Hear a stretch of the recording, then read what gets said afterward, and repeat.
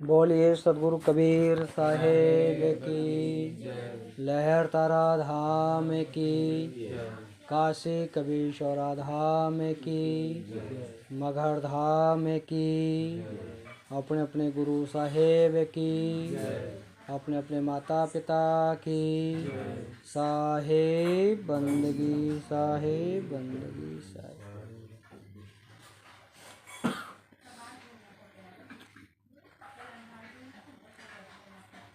सदगुरु कहते हैं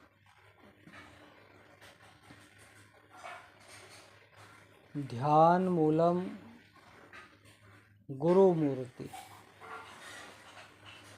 पूजा मूलम गुरु पदम, मंत्र मूलम गुरु व्याख्या, मोक्ष मूलम गुरु कृपा।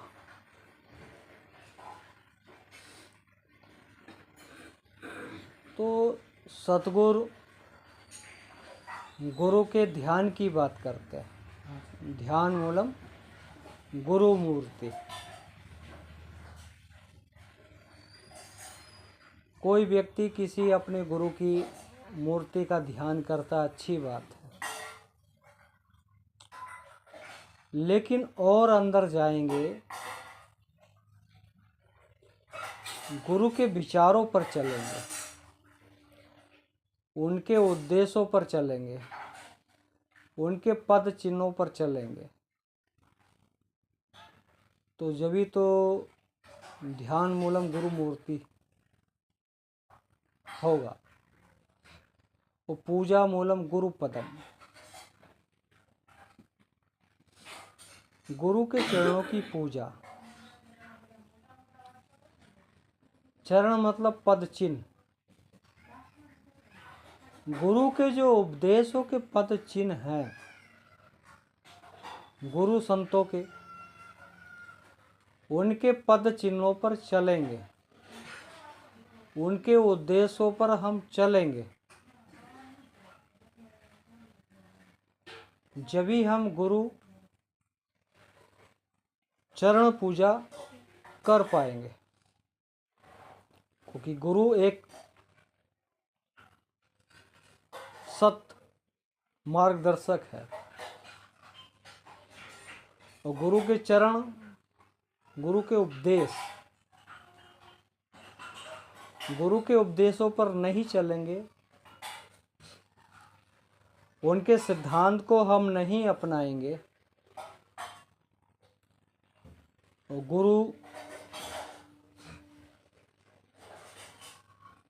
सत्य के चरण लेकर किस चीज की खोज करने के लिए गए, उस चीज की हम खोज नहीं करेंगे, तो वो ऊर्जा कैसे आएगी। मंत्र मूलम गुरु व्याख्या। गुरु ने जो मंत्र दिया, उसकी व्याख्या मतलब उसका हम, जो गुरु ने जो मंत्र हमको बताए, उपदेश बताए, व्याख्या हमको उसका अर्थ समझाया, उस अर्थ के अनुसार हम कुछ चलने में हमारे कमी है,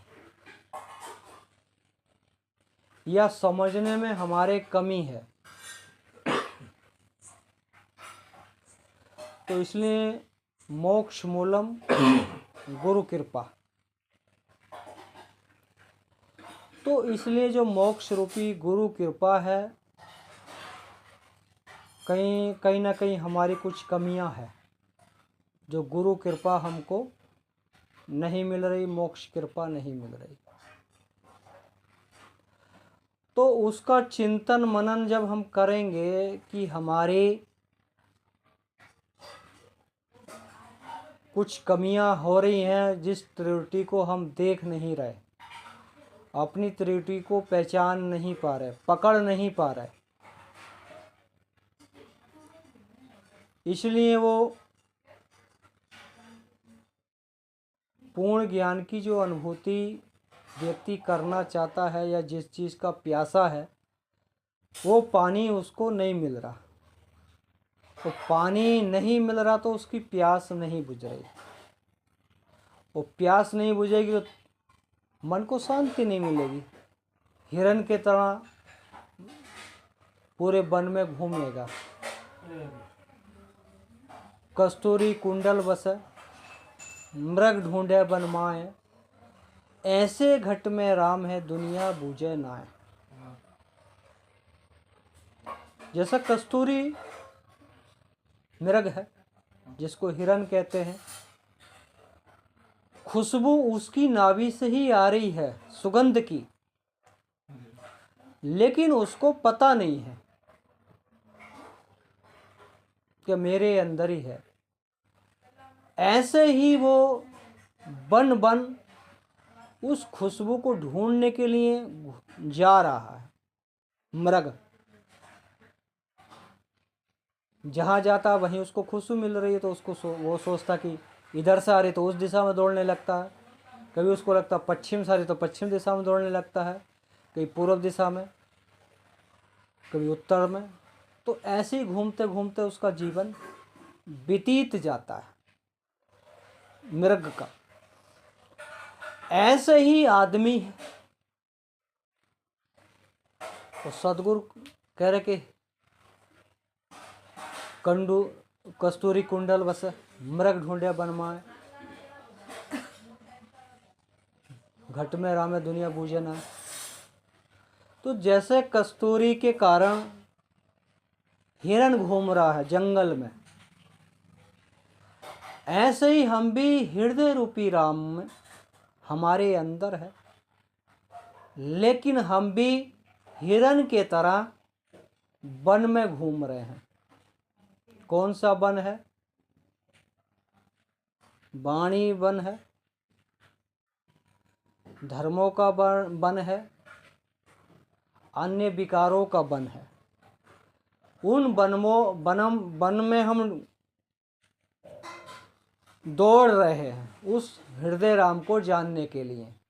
वाणी जाल में, खानी जाल में, रैनी जाल में, धर्म जाल में, लेकिन उससे हम निकल नहीं पा रहे उस हिरन की तरह। तो सदगुरु कहते हैं कि हृदय में राम बसे। हाँ, जैसे कस्तूरी अपने आप को नहीं जान पा रहा कि खुशबू मेरे अंदर है, ऐसे ही व्यक्ति भी अपने आत्मा से परमात्मा की खोज को नहीं कर रहा। तो जैसे मृग अपनी खुशबू को नहीं जान पा रहा, ऐसे हम भी अपने हृदय रूपी राम को नहीं जान पा रहे। कोई तीरथ में, कोई मूरत में, कोई पानी में, कोई पत्थर में, कोई कहीं, कोई कहीं, जिसकी जैसी खोजे अपना ढूंढ रहा है, लेकिन घट में नहीं ढूंढ रहा, अपने हृदय में नहीं जान रहा कि मेरे अंदर ही रमता राम बोल रहा है। जो बोलता, डोलता, खाता है, और ये शरीर में से निकल जाएगा, शरीर मृत्यु हो जाएगा।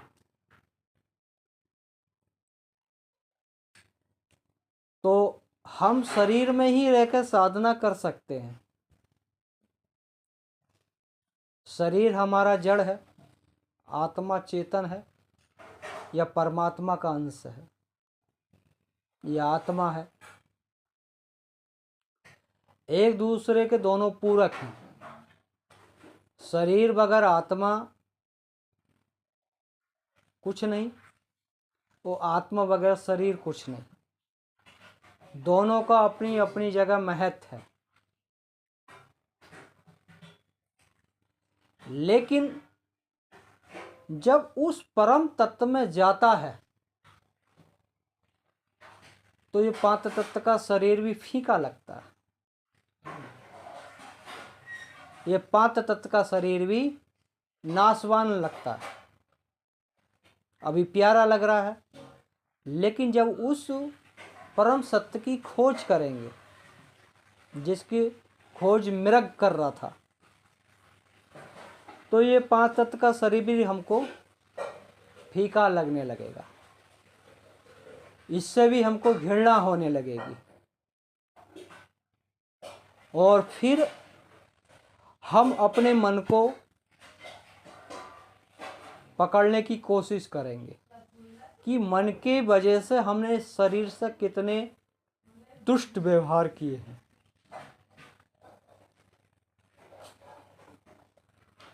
तो ऐसी परिभाषा में उसी को सद्गुरु कहते कि हृदय में राम बसा है, लेकिन हम बाहर खोज रहे हैं। उस मृग की तरह, जो मृग भी, मृग में और हम में कोई अंतर नहीं है। मृग भी वन में घूम रहा है और हम भी अपने विकारों के वन में घूम रहे, दौड़ रहे हैं कि किधर राम मिलेगा। ना तो मृग को मिला ना हमको मिला, तो उसमें और हम में कोई अंतर नहीं। वो भी अपनी खुशबू को नहीं पहचान पा रहा और हम भी अपने हृदय राम को नहीं जान पा रहे। तो हमारे अंदर जो विकारों के संसार बसा है, उस संसार के घेरे में हम बंधे हैं। उस विकारों के संस्कार को जला नहीं पा रहे। कैसे नहीं जला पा रहे? जैसे हम भगवान के आगे अगरबत्ती जलाते हैं, गुरु के आगे अगरबत्ती जलाते हैं सलाई से, लेकिन उसमें खुशबू जब ही निकलती है जब अगरबत्ती जलती है। जब तक उसके धुएं में अगरबत्ती खुशबू नहीं निकलेगी, वो अगरबत्ती अपने आप को जला रही है, जब ही उसके धुएं में खुशबू पैदा हो रही है। तो हमारे अंदर जो विकारों की अगरबत्ती है, हम ज्ञान की सलाई से उसको आज तक जलाए नहीं। अगर जलाएंगे तो धीरे धीरे हमारे, जैसे अगरबत्ती को धीरे धीरे जलते जलते ख़त्म हो जाती है कुछ समय में, अगर हम भी ज्ञान की सलाई से अपने विकार रूपी अगरबत्ती जो हमने बना कर तैयार कर रखी है, काली कलौटी, तो धीरे धीरे हमारी वो विकार जलेंगे और जिस खुशबू की खोज में मृग दौड़ रहा था, फिर वो खुशबू हमको मिलने लगेगी। तो यही कारण है कि हम विकारों की अगरबत्ती को सजो के रखे हैं, उसकी सुरक्षा कर रहे हैं। और सद्गुरु तो यहाँ अपने आप को मिटाने की बात करते हैं। जो व्यक्ति कबीरा खड़ा बाजार में ले लो खाटा हाथ, जो जर फूके आपना चले हमारे साथ, तो कबीर साहब यहाँ घर फूकने की बात करते हैं। तो कौन से घर की फूकने की बात करते हैं? ये ईंटा पत्थर झोपड़ी घर बना है जिसमें हम रहते हैं, इस घर की फूकने की बात नहीं करते। जो हमने काम का, क्रोध का, लोभ का, मोह का, अहंकार का जो घर बना रखा है, उस घर को जलाने की बात करते हैं। कबीरा खड़ा बाजार में ले लो खाटी हाथ, तो बाजार मतलब हम अपने विकारों के बाजार में खड़े हैं, संसारी रूपी बाजार में खड़े हैं।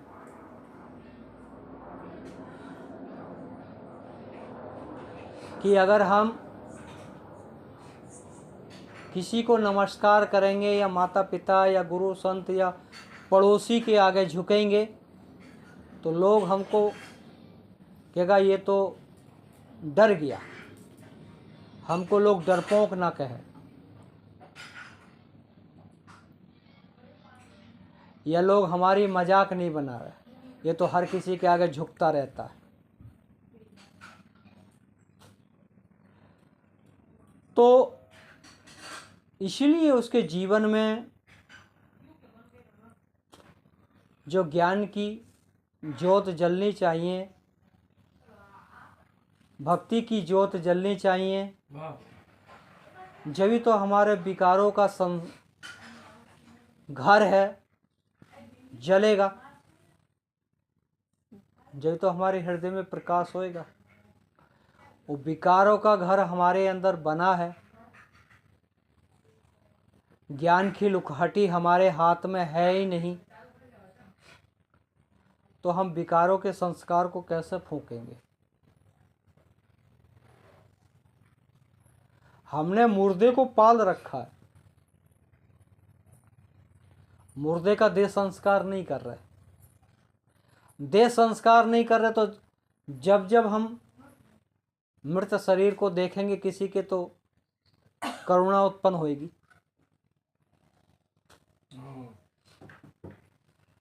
तो हम भक्ति तो वहां करना चाहते हैं, लेकिन विकारी रूपी जो मुर्दा है उसको फूंकना नहीं चाह रहे। उस विकार रूपी मुर्दा हमारे अंदर जो पल रहा है उसको देख रहे हैं, वैराग भी उत्पन्न हो रहा कि हाँ कुछ जाने वाला नहीं है साथ, लेकिन फूंकने की हिम्मत नहीं है।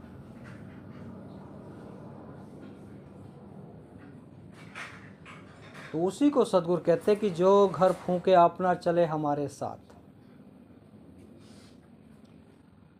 तो हमारा जो विकारों का संसार है,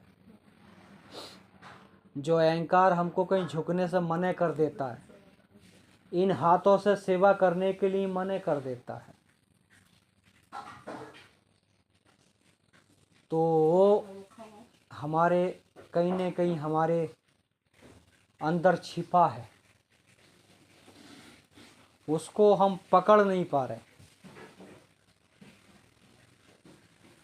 वो जो पकड़ नहीं रहे तो फिर हम चोर को जेल में कैसे डाल सकते हैं। पहले चोर को पकड़ा जाता है, फिर उस पर मुकदमा चलता है, फिर जज फैसला करता दोनों की तारीफ सुनने के बाद। तो हमारा मन एक चोर है,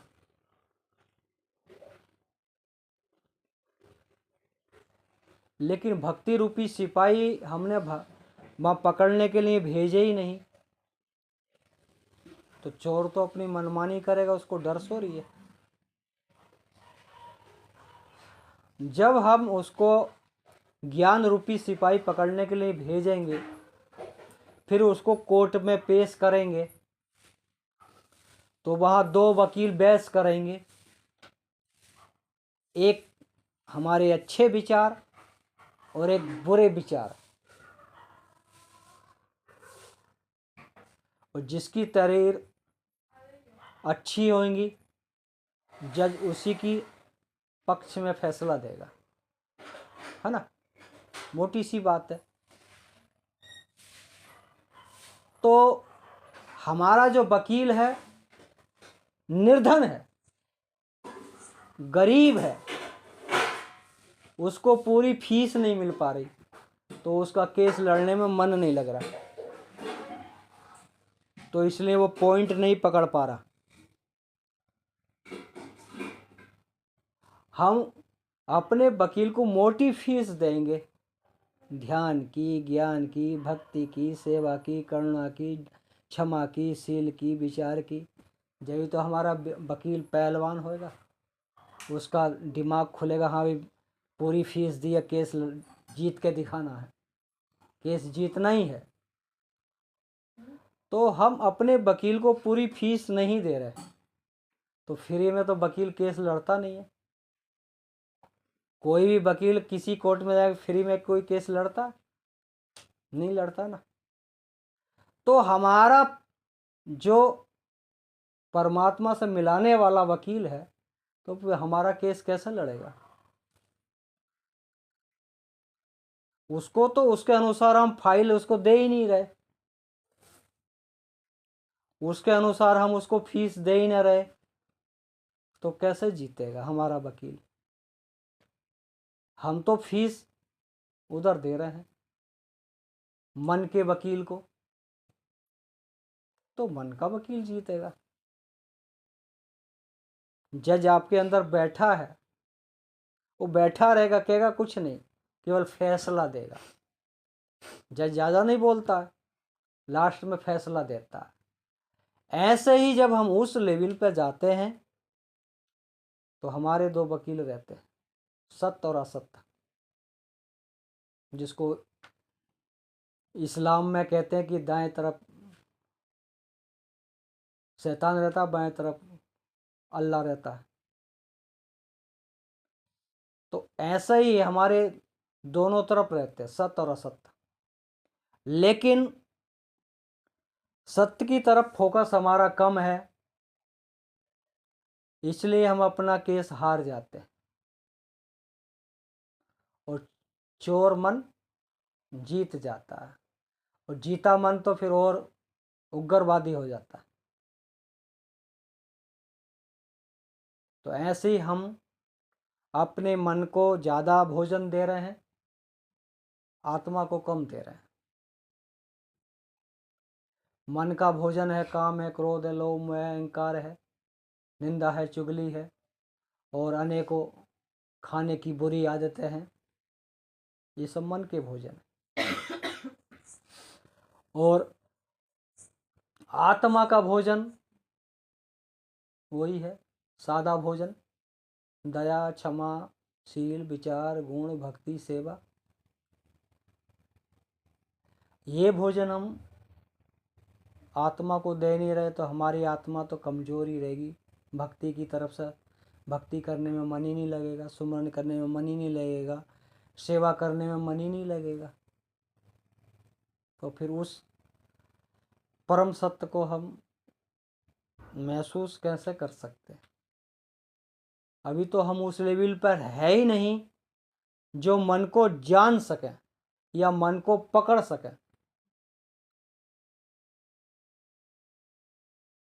तो मन के अनुसार हम ज़्यादा चलते हैं, आत्मा के अनुसार कम चल रहे हैं। जब भी कोई भी हम बुरा कार्य करने के लिए जाते हैं तो मन से दो आवाज़ निकलती हैं हर समय।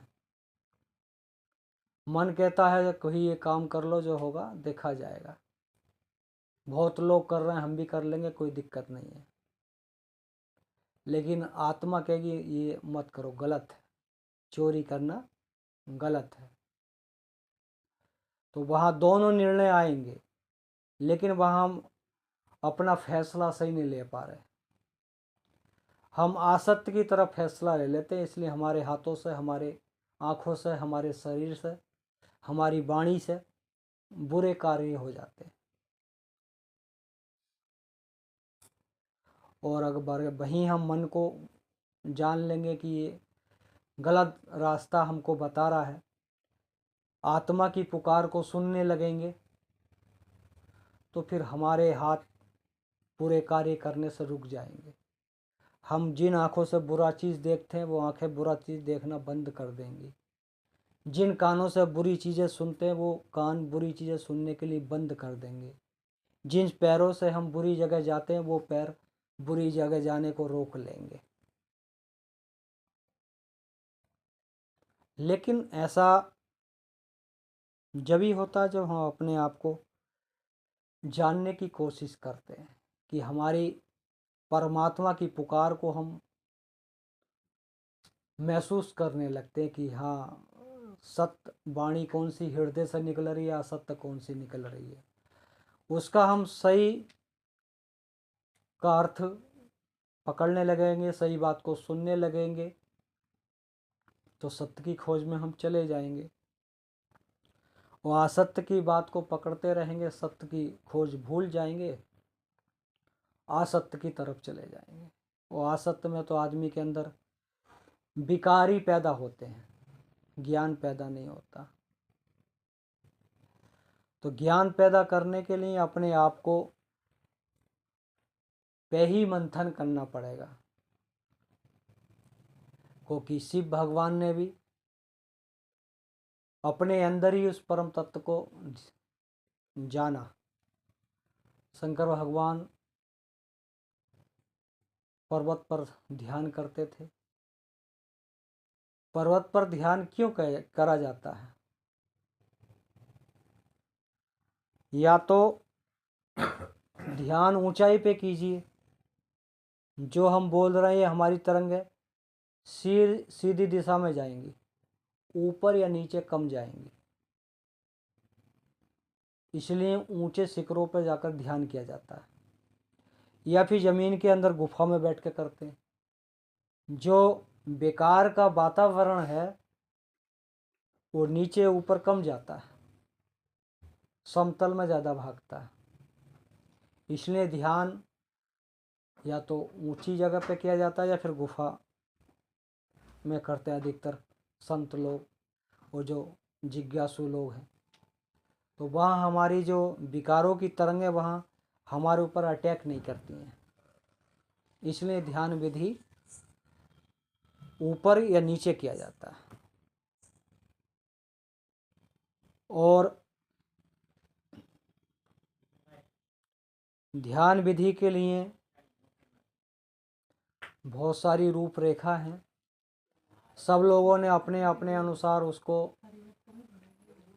किया है, उसको उनके अनुसार उनको ज्ञान मिला है, उसी के अनुसार उन्होंने उस चीज़ को लिखा है, बताया है। लेकिन उन्होंने कैसे उस चीज़ को जाना, महसूस किया या देखा, समझा,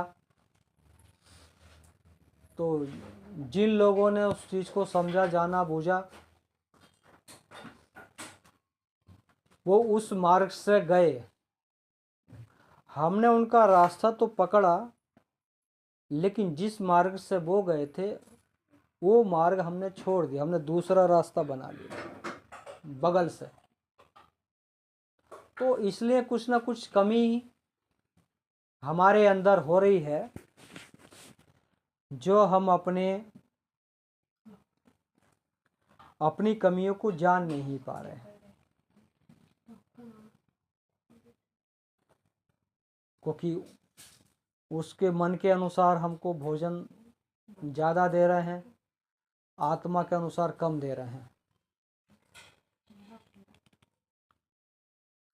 तो इसलिए हमारी आत्मा ऊर्जा कम है, विकार ऊर्जा ज़्यादा है। और विकार ऊर्जा ज़्यादा है तो जिसकी सेना ज़्यादा होती है वही राजा युद्ध जीतता है। तो हमारी सेना कमज़ोर है, हम उसको भक्ति रूपी सेब, संतरे, अंगूर, दूध ये नहीं खिला रहे, फ्रूट नहीं खिला रहे, तो वो सेना कैसे बलवान होएगी। और जो विकारों की सेना है उसको हम मदिरापान करा रहे हैं, तो वो मदिरापान करने वाले तो तुरंत झगड़ा करने के लिए तैयार हो जाते हैं, युद्ध करने के लिए। तो विकारों की जो भूख है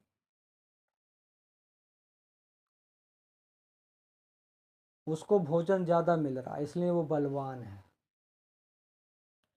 आत्मा के अनुसार उसको भोजन हम नहीं दे पा रहे, इसलिए आत्मा हमारी कमज़ोर है। जिसको सद्गुरु कहते हैं, पहले दही जमाइए पाछे दुइये गाय, बछड़ा बाके पेट में माखन हाट बिकाए। सद्गुरु कहते कि पहले दही जमाइए,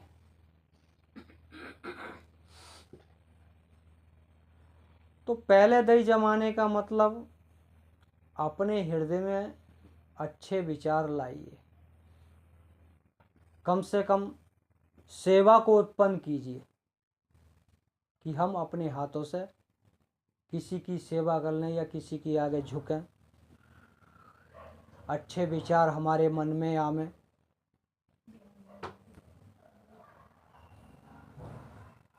तो जब भी पहले दही जमाए पाछे दुइये गाय, तो पाछे गाय दोने का मतलब है कि हमारे हृदय में अच्छे विचार नहीं है और हम करुणा नहीं है, हम भक्ति करने चल पड़े लेकिन छोटी छोटी बातों पे अहंकार आ जाता है। दया रूपी दही हमने जमाया ही नहीं, सेवा रूपी दही जमाया ही नहीं, करुणा रूपी दही जमाया ही नहीं, संतोष रूपी दही जमाया ही नहीं, शीतल रूपी दही जमाया ही नहीं, तो पाछे दुइये गाय। तो हमने सात्विक विचारों का दही नहीं जमाया और दूध दूहने के लिए हम चल पड़े भक्ति करने के लिए या आत्मा से परमात्मा की खोज करने के लिए, तो फिर उस दूध को हम कैसे दूह पाएंगे? हम उस दूध को जब ही दूह पाएंगे जब हमारे हृदय में अच्छे विचारों का माखन जमेगा, जभी तो भक्ति रूपी दूध को हम दूह सकते हैं। हमारे हृदय में अच्छे विचारों का माखन नहीं है तो हम भक्ति रूपी दूध को कैसे दूह सकते हैं? मन ही नहीं लगेगा और मन नहीं लगेगा तो दूध भी नहीं दूह सकते। दूह भी लेंगे तो ध्यान कहीं और रहेगा, गाय लात मारेगा दूध सब बिखर जाएगा। तो कौन सा लात मार देगा? यहाँ अहंकार रूपी लात मार देगा। तो सदगुरु कहते हैं अपने हृदय में पहले सात्विक विचारों का लाना जरूरी है। पाछे दुइएगा बछड़ा बाके पेट में। बछड़ा मतलब आत्मा शक्ति, परमात्मा। तो वो तो जब ही मिलेगा जब हमारे हृदय में सात्विक रूपी दही होगा और भक्ति रूपी दूध को दुहेंगे, जब ही तो बछड़े का जन्म होगा। जिसको कहते कि सब घट मेरे साइया सोनी सहज ना कोय, बलिहारी बा घट में जा प्रगट होए। जब ही तो बछड़े का जन्म होगा भी तो माखन हाट बिका है। जब इन तीनों चीजों का सहयोग बनेगा तो सब चीज करने का आनंद मिलेगा। तो हमको अपना ज्ञान रूपी माखन, भक्ति रूपी माखन या सत्य रूपी माखन अपने मुख से बेचने की जरूरत नहीं पड़ेगी। जो लोग हमको देख रहे हैं वो हमारा माखन खुद बेचने लगेंगे कि भाई वो व्यक्ति बहुत सज्जन है, भक्ति करता, भजन करता, माता पिता की सेवा करता है, भाई भाई प्रेम से रहते हैं, पति पत्नी प्रेम से रहते हैं। तो वो हमारा माखन वो और लोग बेचने के लिए तैयार है।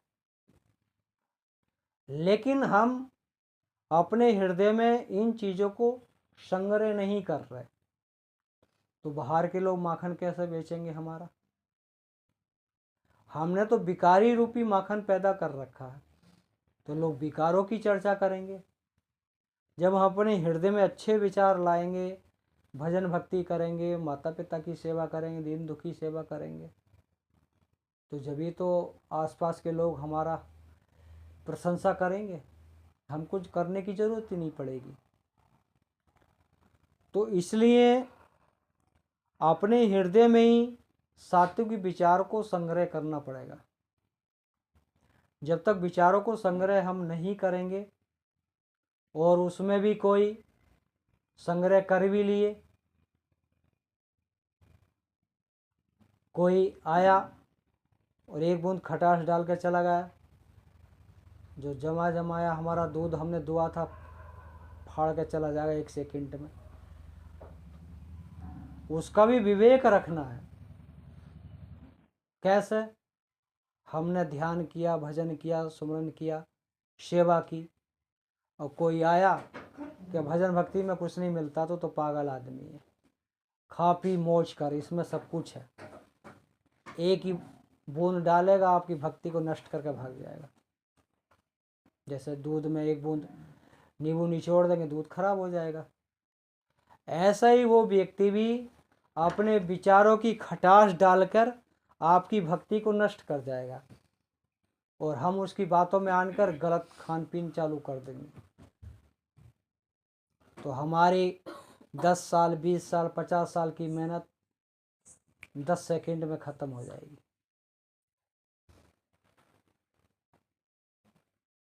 तो हमको चढ़ने में बहुत समय लगता है, उतरने में नहीं लगता।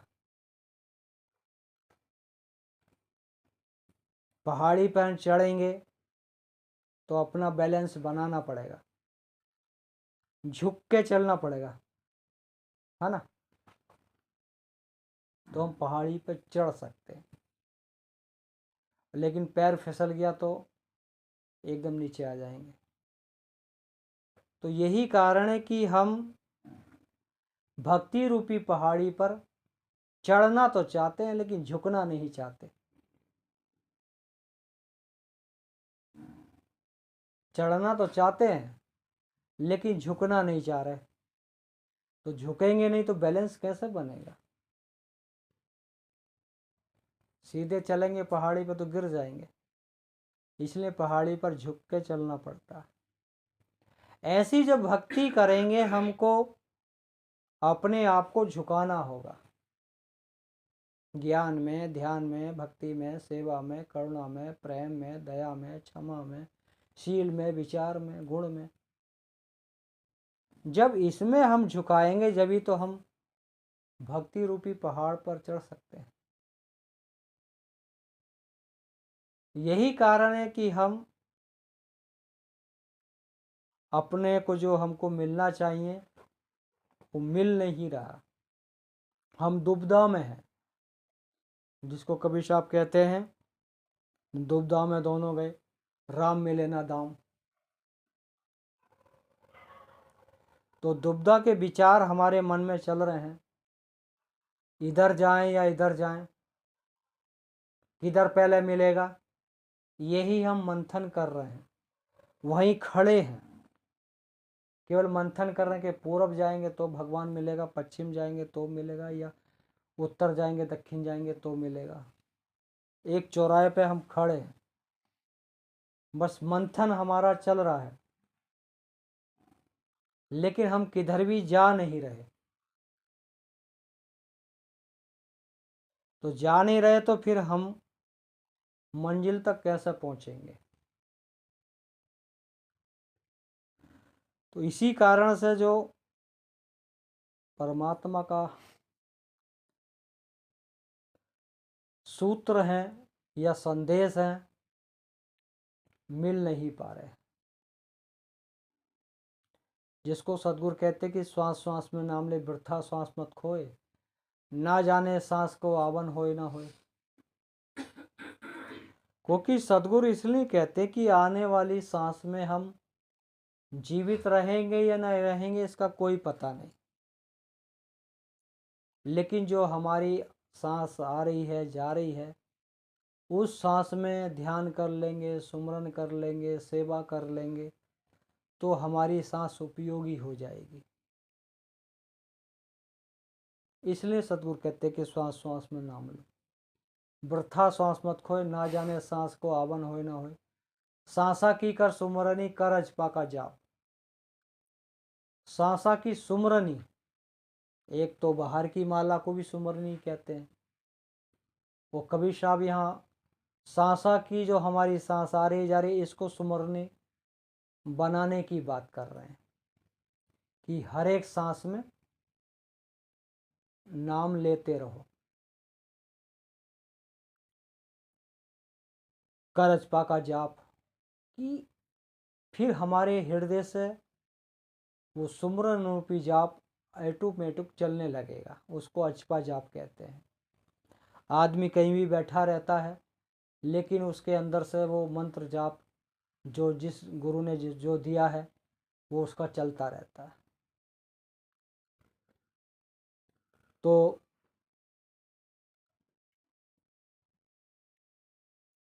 सोही पोया पवन बींधा मेर सुमेर, ब्रह्म गांठ हृदय धरे ये भी दुमाला फेर।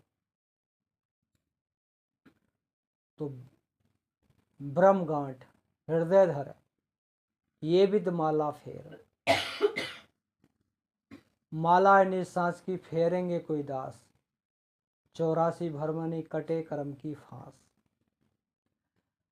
तो सदगुरु कहते हैं कि माला है निज सांस फेरेगा कोई दास।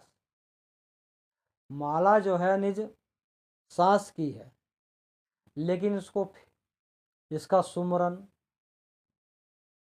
कोई दास कर रहा है। दास मतलब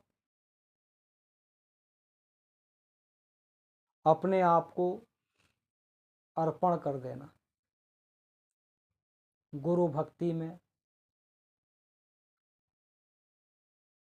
और जो व्यक्ति अपने तन मन धन नौछावर करता है गुरु के चरणों में शरणागत हो जाता है तन मन धन से, तन से सेवा, मन से ध्यान और धन से उपकार, तो उस परम सत्य की ऊर्जा हमको महसूस होने लगती है। लेकिन व्यक्ति यहाँ कुछ भी अर्पण नहीं कर रहा क्योंकि उसका जो अहंकार खड़ा है वो अर्पण नहीं करने दे रहा। तन मन धन को तन से सेवा नहीं करने देता, मन से ध्यान नहीं करने देता और धन से उपकार नहीं करने देता, परोपकार। तो उसे खोने का डर है कि मैं धन दूंगा तो गरीब हो जाऊंगा, ये उसको डर लगा। तन से सेवा करूंगा तो मैं कमजोर हो जाऊंगा और ध्यान करूंगा तो मेरा अहंकार चला जाएगा।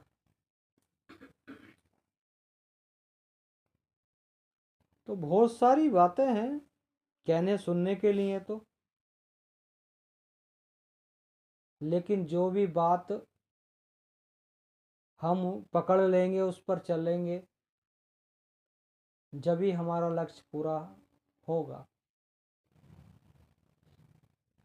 और लक्ष्य के अनुसार हम अपना कार्य करेंगे तो लक्ष्य की प्राप्ति हो जाएगी। केवल लक्ष्य पकड़कर बैठे रहेंगे तो लक्ष्य की प्राप्ति नहीं होगी, उसके अनुसार हमको तैयारी भी करनी पड़ेगी।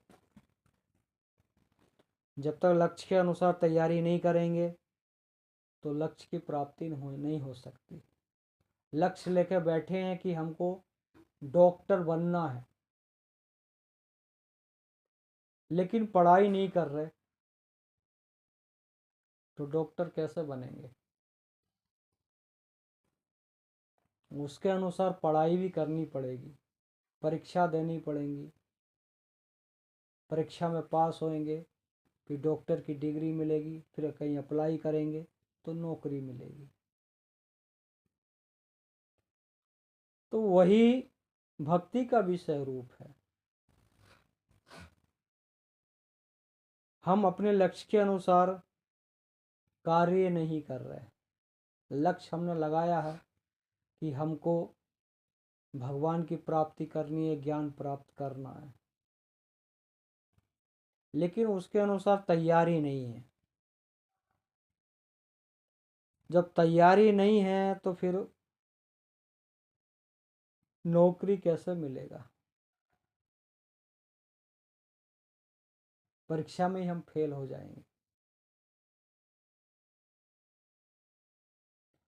तो परीक्षा हमको पास करना है, और कॉपी जांचने वाला हमारे अंदर ही बैठा है। एक तो बाहर का टीचर है, परीक्षा देंगे, कॉपी जांचेगा, एग्जाम में नंबर देगा, लेकिन एक हमारे अंदर भी बैठा है जिसको आत्मा को, परमात्मा को, गुरु कहो, जीव को या चेतन कहो, राम कहो या अल्लाह को या गॉड को, सबके अपना अपना उद्देश्य है। वो भी जांचने के लिए बैठा है। हम जैसा कार्य करते हैं उसी के अनुसार वो नंबर भी देता है। ना तो वो एक नंबर घटा सकता, ना एक नंबर बढ़ा सकता।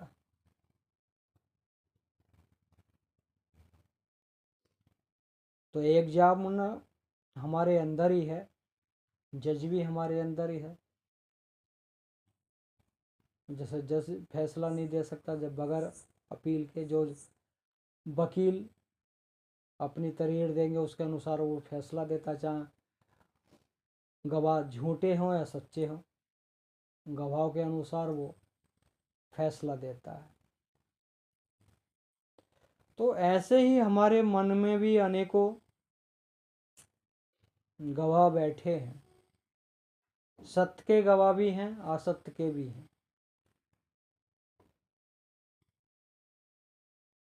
तो वही कारण है कि हम अपने बुरे विचारों के गवाह हमारे हर समय गवाही देने के लिए तैयार हैं, लेकिन अच्छे विचारों के जो गवाह हैं उनको हम पेश नहीं कर रहे कोर्ट में। पेश नहीं कर रहे तो फिर हम तो मुकदमा हारना ही है, जीत नहीं सकते। मन रूपी वकील जो बहुत बलवान है, वो बचपन से ही केस जीतता आ रहा है। बचपन से ही मन जो है केस पे केस जीतता चला आ रहा है। भूले भटके में एक दो केस हमने जीत लिए होंगे कहीं ना कहीं, किसी लोग लज्जा के कारण। वो वकील, उस मन रूपी वकील ने तो 99 केस जीते हैं, एक ही केस उससे बाकी है। तो वही है कि वकील हमारा कमज़ोर है, वकील को हम फीस नहीं दे पा रहे, तो इसलिए हमारा वो केस हार जाता है। तो आत्मा रूपी जो वकील है उसको मजबूत बनाने की ज़रूरत है। वो मजबूत जब ही बनेगा हम भक्ति करेंगे, ध्यान करेंगे, सेवा करेंगे, हमारे हृदय में करुणा है, प्रेम है, दया है, क्षमा है, शील है, विचार है, गुण है, ये होंगे तो जब ही हमारा आत्मा रूपी वकील मजबूती पकड़ेगा तो केस जीत जाएगा। ना तो वो तो जीतने के लिए मन तो खड़ा ही है। उसी को सतगुरु कहते कि मन के मते ना चालिए, मन है पक्का दूध, ले दरिया में जाएगा प्राण जाएंगे छूट। मन ने कह दिया कि नदी में चलना है, चलो भी स्नान करके आएंगे नदी में, और नदी खूब भर के चल रही, तैरना आता नहीं, वहाँ आत्मा कह रही है तुझसे तैरना नहीं आता, नदी में मत जा, डूब जाएगा। आत्मा तत्व कह रहा है कि तुझसे तैरना नहीं आता, तू नदी में कूदेगा तो डूब जाएगा। लेकिन मन कह रहा कुछ नहीं होगा, जो होगा देखा जाएगा। लगा दी छलांग तो डूबना ही है। तो उसी को सदगुरु कहते हैं कि मन के मते न चालिए, मन है पक्का दूत, ले दरिया में जाएंगे प्राण जाएंगे छूट। तो मन जो है हमें विकार रूपी नदी में गोता लगवा देगा, काम में, क्रोध में, लोभ में, मोह में, निंदा में, चुगली में, बेईमानी में, इस नदी में गोता लगवाएगा और डुबा के मार देगा।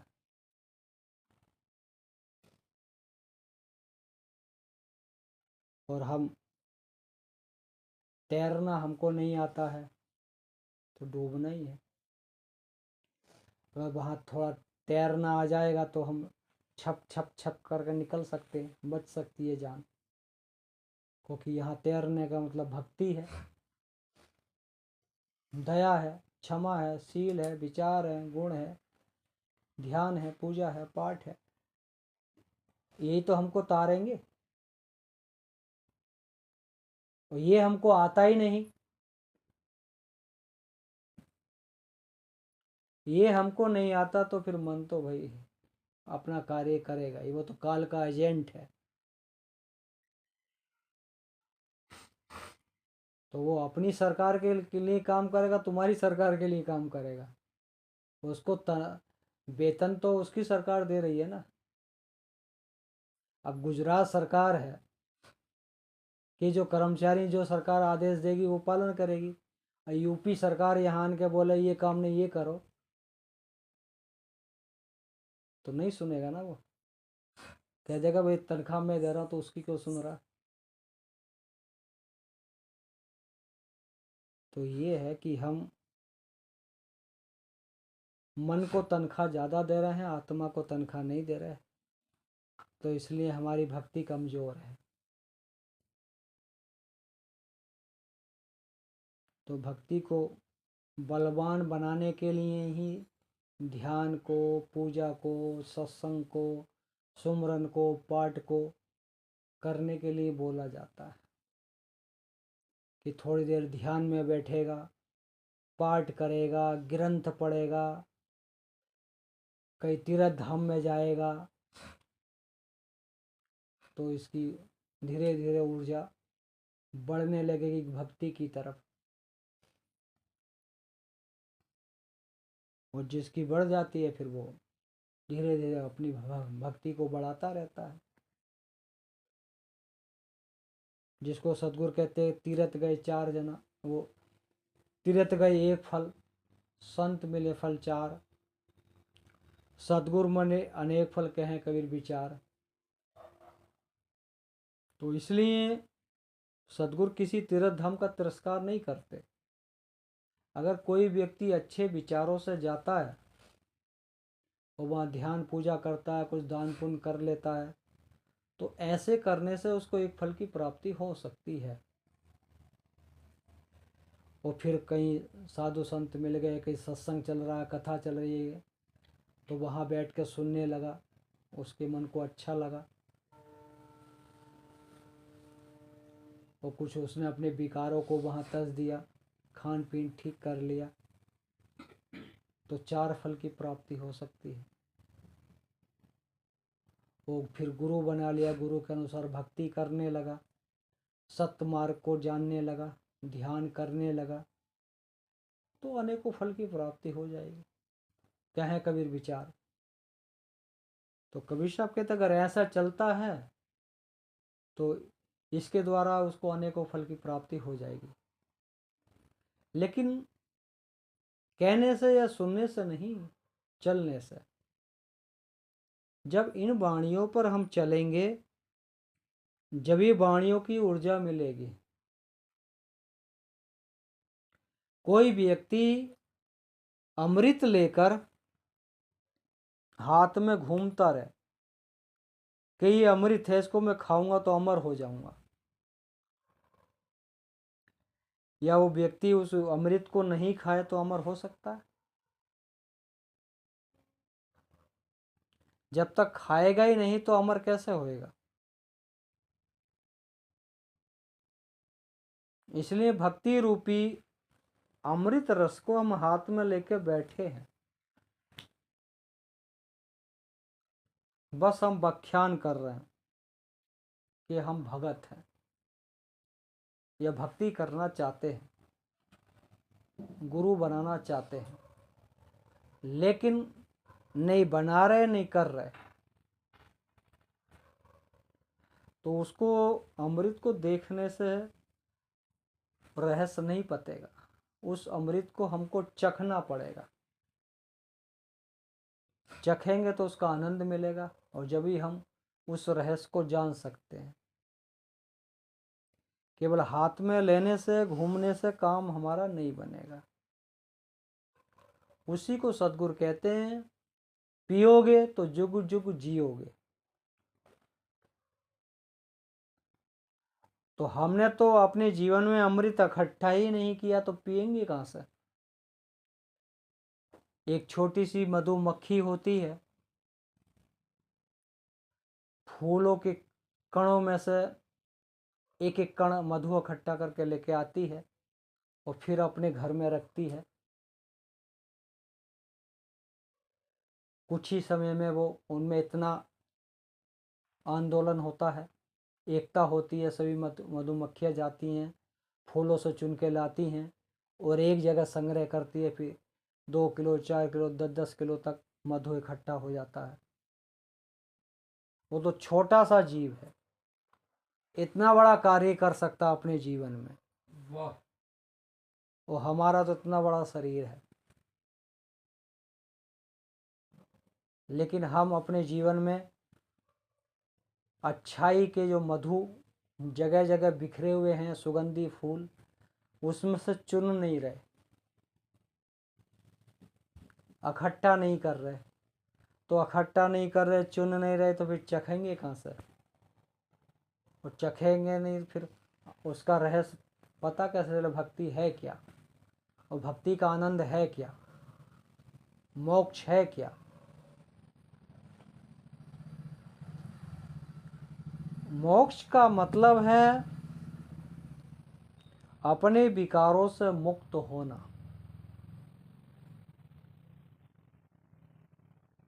क्योंकि जब तक हम अपने विचारों से मुक्त नहीं होंगे, जब तक हम मुक्त नहीं हैं, हमको अपने आप के, अपने विकारों के बंधन से अपने आप को मुक्त करना है। मरने के बाद मोक्ष है या नहीं है कोई पता नहीं, लेकिन सद्गुरु कहते हैं अपने आप को जिंदे दी मुक्त करो बुरी आदतों से, बुरे विचारों से। तो बंधन मुक्त हुए नहीं हुए? कैसे हुए? जैसे एक बार सद्गुरु कबीर साहब सत्संग कर रहे थे काशी में, तो एक सेठ सत्संग सुनने के लिए कबीर साहब के पास आता था और उसने एक तोता पाल रखा था। तोता सभी वाणी बोलता था, राम राम कहता था, जो उसका मालिक बोलता था। वो कहता, जब सेठ जाता था कबीर साहब का सत्संग सुनने के बाद, तो कहता था कि हमारे गुरु बंदी छोर हैं, लोगों के बंद छुड़ाते हैं। तो तोता कहता था तुम्हारे गुरु झूठे हैं, झूठ बोलते हैं। कि कैसे? क्या मेरे मेरे बारे में पूछ के आना कि मेरे बंधन कैसे छूटेंगे। तो सेठ गया, सत्संग सुना, तोता की बात रखी कि मेरा तोता आपको झूठा कहता है कि तुम्हारे गुरु झूठे हैं, कहते वो बंधन नहीं छुड़ा सकते। कि क्या हुआ? कि मेरा तोता पिंजरे में रहता है। और कहता तुम्हारे गुरु झूठे, बंदी छोर नहीं है। इतनी बात सुन के कबीर साहब अपनी सुरती योग से सांस चढ़ाकर लेट गए और सांस ऊपर खींच ली और सेठ उनको हिला रहा है ढुला रहा है। उन्हें सोचा कबीर साहब चले गए और लोग सोचेंगे कि सेठ ने कबीर साहब की हत्या कर दी, लोग मुझे ही पीटने आ जाएंगे। तो सेठ चुपके चुपके अपने घर भाग जाता है। उसके बाद फिर कबीर साहब भी अपने ध्यान में बैठ जाते हैं। जब सेठ अपने घर जाता है तोता देख ही रहा कि सेठ कब आएगा, कब मैं उससे अपनी बात पूछूं। तो जैसा सेठ अंदर गया तो उसने पूछा, भाई हाँ क्या बताया तुम्हारे गुरु ने कि मेरे बंधन कैसे छूटेंगे? कि उन्होंने तो कुछ नहीं बताया, वो तो तेरी बात सुनकर और बेहोश हो गए, मृत्यु की तरफ चले गए।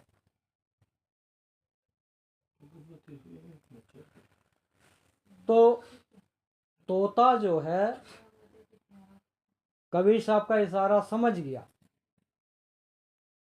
जैसे कि दूसरी भोर आई 4 बजे, तो तोता भी सांस खींच के और पैर ऊपर करके लेट गया पिंजरे में।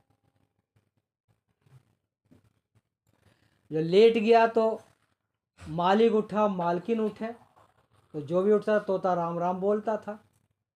अब तोता तो अपना शांत बैठा है, सांस खींच के लोग सब लोग उठ गए तो कह तोता तो आज मर गया। कि क्या हो, अब इसको बाहर जाकर दफना दो या जंगल में छोड़िया डालिया। तो जैसा सेठ ने पिंजरा खोला, पिंजरा खोलने के बाद उन्हें सोचा भी कुछ काम है, अभी थोड़ा इधर रख देते हैं फिर लेके जाएंगे। उसने जैसे ही बाहर रखा तोता उड़ गया। तो उसने कि हाँ कि तेरे गुरु बंदी छोर हैं, तेरे गुरु सत्य हैं। तो ऐसे तोता के बंद छुड़ गए। तोता उनके इशारे को समझ गया, लेकिन जो रोज सत्संग सुनता था सेठ, वो कबीर साहब के इशारे को नहीं समझा। तो जो भी सदगुरु की वाणी है एक इशारा है, जो उनके इशारे को समझ जाएगा तोता की तरह आजाद हो सकता है, और जो नहीं समझेगा वो पूरे जीवन सत्संग सुनता रहेगा तो भी वो आजाद नहीं है। बस महापुरुषों का एक इशारा रहता है, वाणी के माध्यम से, सत्संग के माध्यम से, और जो जिस इशारे को पकड़ लेता है वो बंधन मुक्त हो जाता है, और जो नहीं पकड़ पाता वो सेठ के तरह पूरे जीवन सत्संग सुनता रहता है, लेकिन सत्य का संग नहीं करता।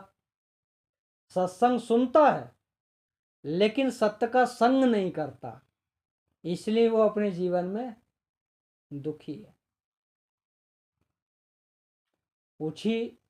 उछाड़ बुन में लगा हुआ है कि मेरे ये काम बन जा, ये काम बन जा, वो काम बन जा, ऐसा हो जा, वैसा हो जा। उसी लालच में वो सत्संग सुनने के लिए जाता है कि गुरु के पास जाएंगे, गुरु आशीर्वाद देंगे तो मेरा बेटा हो जाएगा, मेरा मकान बन जाएगा, मुझे धन मिल जाएगा, पत्नी मिल जाएगी। इस लालच में भी लोग गुरु बनाते हैं, इस लालच में भी लोग सत्संग में जाते हैं।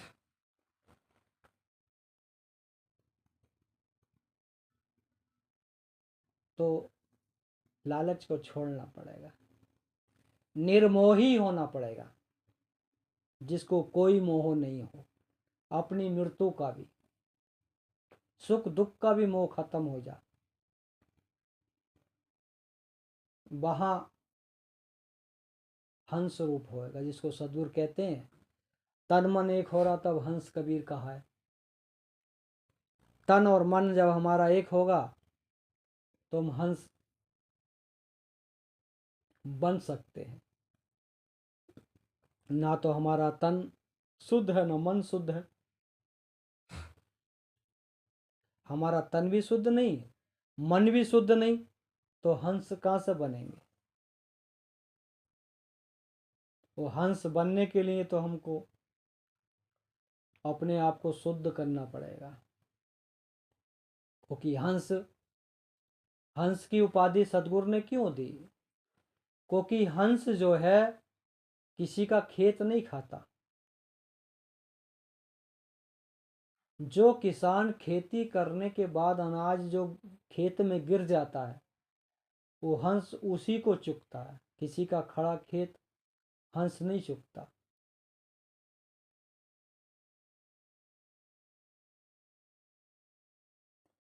तो हंस जैसे हम जीव बन जाएंगे, किसी का हक नहीं मारेंगे, बेईमानी नहीं करेंगे, चुगली नहीं करेंगे, निंदा नहीं करेंगे, तो जभी तो हम हंस बनेंगे। हम बगला की तरह बन जाएंगे, ध्यान लगाएंगे नदी के किनारे। बगला ध्यान लगाते हैं, लगाता कोई हलचल नहीं होती है, और जब मछली आती है तुरंत दबोच लेता है। ऐसे ही हम भी ध्यान लगाते हैं, लेकिन उस बगले की तरह चोंच मार लेते हैं हम भी कायम में। कहीं निंदा की बात चल देती है तो हम भी निंदा कर देते हैं किसी की, किसी चुगली की बात चले तो हम भी चुपके से चुगली की दिश कर देते हैं। तो जैसे बगला चोंच मारता मछली के लिए, ऐसे हम भी चोंच मार देते हैं। हंस के तरह हम नहीं बन पा रहे, इसलिए हमारे जीवन में वो परम आनंद की प्राप्ति नहीं हो रही।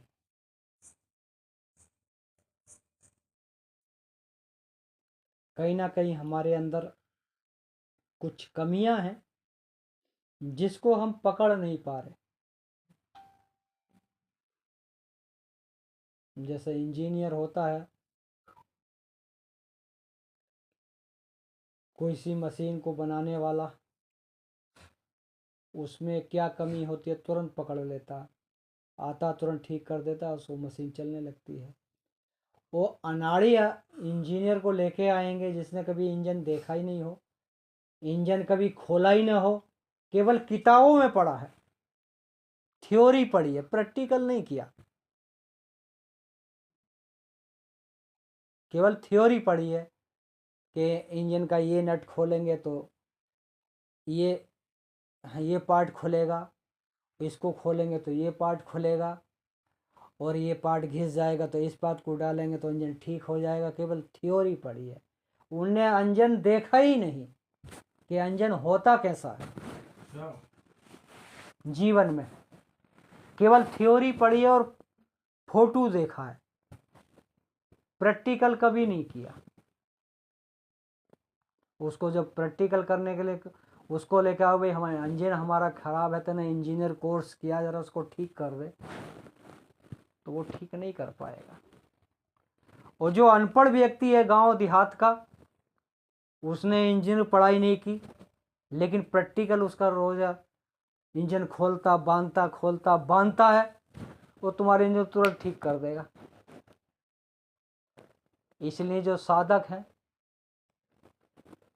वो साधना की बात करते हैं, जो किताबी ज्ञान है किताब की बात करते हैं।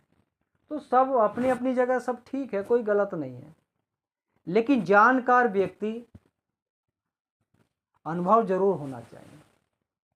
अनुभवी ज्ञान नहीं है, हम किताबी ज्ञान हमारे पास है, तो अनुभूति जो आत्मा चेतन से, आत्मा से परमात्मा की खोज जो है, वो आनंद नहीं मिल पाता। जिस आनंद की खोज में हम, जो आनंद हम चाहते हैं भक्ति में, वो पूरी नहीं हो पाती। तो उसको, आनंद को लेने के लिए हमको अंतर्मुखी होना पड़ेगा।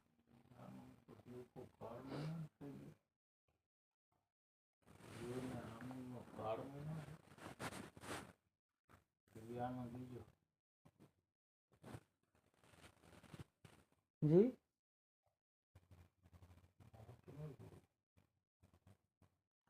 तो इसलिए हम एकतारा बजाना जानते हैं,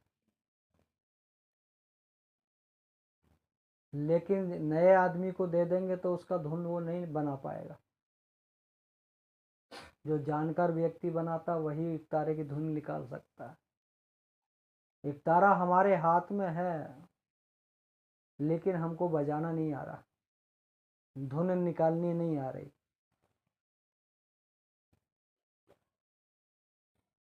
तो इसलिए भक्ति करने का आनंद नहीं मिल पा रहा। जो भक्ति करने का जो स्वरूप है, तरीका है, वो हमारे अंदर अभी पैदा नहीं हो पा रहा। भक्ति रूपी तार को हम बजा नहीं पा रहे, तो उसमें से सुर कैसे निकलेंगे? सुर तो जब ही निकलेंगे जब हमसे भक्ति करनी आएगी, उस एक तारा के तरह। नए आदमी को कहोगे भाई एक तारा को जरा ऐंठ दो, तो इतना ऐंठ देगा तार ही तोड़ देगा। और जो जानकार व्यक्ति धीरे धीरे धीरे धीरे ऐंठेगा, वो चेक करता चला जाएगा, बजाएगा, चेक करेगा कौन अभी ठीक है नहीं है, ठीक है नहीं है, फिर धीरे धीरे फिर कसेगा, क्योंकि उसको तरीका याद है।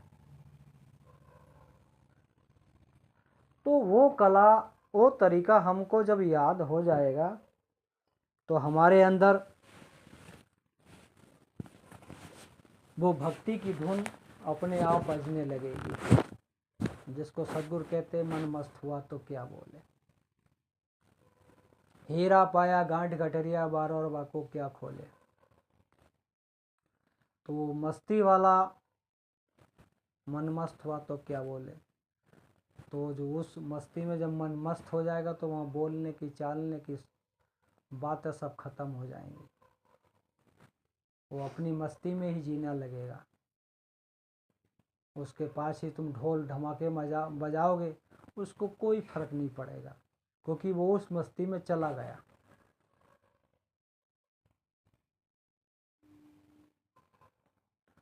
वो जो नहीं गया उसको हल्का सा भी कहीं खनखनाओगे तो उसका ध्यान टूट जाएगा।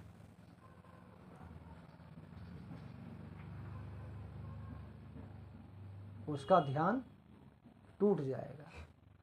और जो उस मस्ती के ध्यान में चला गया उसका नहीं टूटेगा। चाहे कितने भी ढोल धमाके बजाओ, स्त्रियों को लेके आओ, कुछ फर्क नहीं पड़ेगा। लेकिन वो मस्ती का द्वार खुलना चाहिए। मस्ती का द्वार, भक्ति का द्वार हमारे सब बंद है। तो इसलिए हमारे जीवन में जो सुख का आनंद मिलना चाहिए, भक्ति का आनंद मिलना चाहिए, वो मिल नहीं पा रहा। हीरा पाया गांठ गठरिया बारोर वाको क्या खोले। सद्गुरु कहते कि आपने ज्ञान रूपी हीरा पाया है, भक्ति रूपी हीरा पाया है, सेवा रूपी हीरा पाया है, तो भाई उसको बार बार क्यों खोल रहे हो? किससे? अहंकार से, कि मैंने तो ज्ञान प्राप्त कर लिया, मुझसे ज़्यादा ज्ञानी क्षेत्र में कोई नहीं है, मुझसे बड़ा ध्यानी क्षेत्र में कोई नहीं है। ऐसा वो बार बार खोल रहा उसको। वो बार बार हीरे को बाजार में खोलेंगे तो चोर तो ताक लगाए बैठेंगे चुराने के लिए। तो हमारे शांति रूपी हीरे को, मस्ती रूपी हीरे को, उसमें काम, क्रोध, लोभ, मोह, अहंकार चुरा लेंगे, हमको पता भी नहीं चलेगा। उसी को सद्गुरु कहते कि मन मस्त हुआ तो क्या बोले। हीरा पाया गांठ गठरिया बारो अरबा को क्या खोले। हल्की थी तब चढ़ी तराजू, पूरा भया तो क्या तोले। जब हल्की तराजू थी, दोनों तरफ सामान हमने बराबर रख दिया तो पूरा हो गया। कितना भी सामान तोलेंगे तो कांटा अब नहीं बताएगा। तो उसी को सद्गुरु कहते कि अगर हमको भजन भक्ति करना तो बगैर नाप तोले करो। मन करे तो 10 मिनट ध्यान में बैठो, लेकिन सहज योग से बैठो, हठ योग से नहीं। और मन आनंद है तो और ज़्यादा भी बैठो।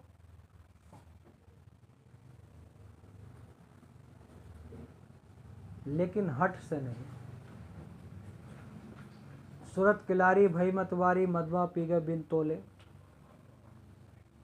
एक तो व्यवहार का बाहर का शराबी है, वो कभी कभी इतनी शराब पी लेता है, उसको नशा हो जाता है, वो कहीं भी पड़ जाता है, उसको होश नहीं रहता कि मैं नाले में पड़ा हूँ या पलंग पे पड़ा हूँ। तो सद्गुरु कहते कि वो तो एक व्यवहार का शराबी है, उस शराब के नशे में इतना मस्त हो जाता है। अरे तुम्हें तो गुरु भक्त का शराबी बनाया है। तुम उस जैसे मस्त कब होगे? भक्ति करने में, सेवा करने में, ध्यान करने में तुम मस्त कब होगे? तो हम उस मस्ती में मगन नहीं हो रहे, इसलिए वो आनंद नहीं मिल रहा। वो कहत कभी सुनो भी साधो साहे मिल गए तिलोले। कबीर साहब कहते हैं अगर सत्य के मार्ग पर हम चलते तो तिल का भार बहुत छोटा होता है, उस भार के बदले में सद्गुरु की प्राप्ति, आत्मा की प्राप्ति या परमात्मा की प्राप्ति हो जाएगी। लेकिन हम अपने जीवन को उसके अनुसार चल नहीं रहे, इसलिए हमारे जीवन में दुख ही दुख चल रहे हैं।